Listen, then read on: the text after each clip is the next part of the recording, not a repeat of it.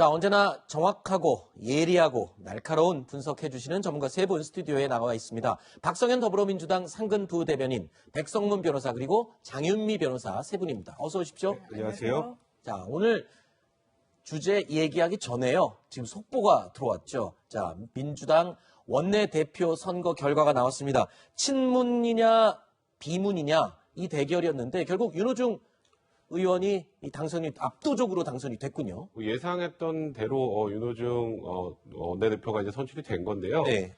민주당이 이번에 서울 그리고 부산 재보궐 선거의 참패 원인을 내부적으로 이제 두 가지 정도로 가닥을 잡았던 것 같아요. 네. 하나는 우리에게 압도적 의석을 몰아준 국민의 뜻을 제대로 받들지 못해서 개혁을 제대로 완수하지 못했다. 그러니까 오히려 더 개혁에 박차를 가야 된다. 언론개혁이나 검찰개혁에 대해서. 네. 그게 어찌 보면 윤호중 의원의 입장이었고 박안주 의원은 우리가 너무 많은 의석수를 가지고 네. 상임위도 우리가 다 독식하고 이런 네. 부분들 때문에 우리 변해야 된다. 우리가 오만해서는 안 된다라는 출사표를 내던졌지만 민주당 내에서는 일단은 윤희중 원내대표를 선출을 한 것으로 보입니다. 알겠습니다. 자, 더불어민주당의 원내대표, 신임 원내대표와 관련된 내용은 뒷부분에 저희가 다시 한번 시간을 할애해서 이야기 나눠보도록 하겠습니다. 자, 어제 이런 여론조사 결과가 발표됐습니다. 눈길을 끌었는데요. 지난 보궐선거에서 국민의힘이 승리한 주된 이유에 대해서 국민들은 뭐라고 답을 했을까요? 더불어민주당이 잘못해서라는 응답이 61%가 나왔습니다. 그리고 국민의힘이 좋고 잘해서 이겼다라는 응답 결과는 불과 7%밖에 안 나왔습니다.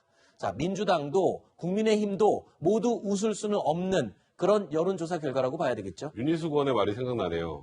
패자는 있는데 승자는 잘 모르겠다. 그렇죠. 바로 그 여론조사 결과로 보입니다. 지금 보시면 더불어민주당이 잘못해서 61%, 전임시장의 잘못에 대한 심판 때문에 18%, 그러니까 여당이 잘못해서가 80%입니다. 그런데 보통 그러면 야당이 더 좋아서가 나와야 되는데 네.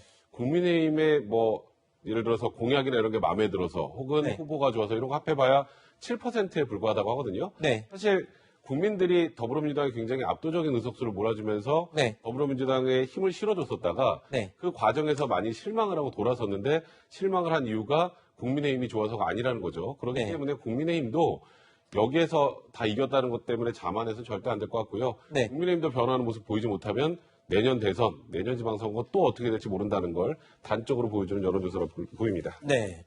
이 부대변인님께 이걸 여쭤봐야 될 것 같습니다. 아무래도. 왜냐하면 지금 오전에 지금 10시에 시작된 신임 원내대표 투표 결과 예상대로 친문의 윤호중 의원이 당선이 됐는데 당 내에서는 이런 분위기가 다 감지가 되고 있었겠죠? 예, 사실은 이제 윤호중 의원 쪽이 이제 조금 승산이 더 있다. 네. 이렇게 판단을 했었고요. 근데 이제 두 분의 이제 원내대표 후보에 대해서 우리가 이제 그 차별성들을 이렇게 분석하곤 하지만 실제로 이제 커다란 차이가 있는 건 아닙니다. 예. 이제 중요한 건 이제 더불어민주당이 방금 여론조사 보셨지만 이제 국민들께서 실망을 이제 많이 하신 부분이 있는데 네. 예, 그걸 이제 어떻게 변화할 것인가 이제 그 변화의 방향에 대해서 이제 네.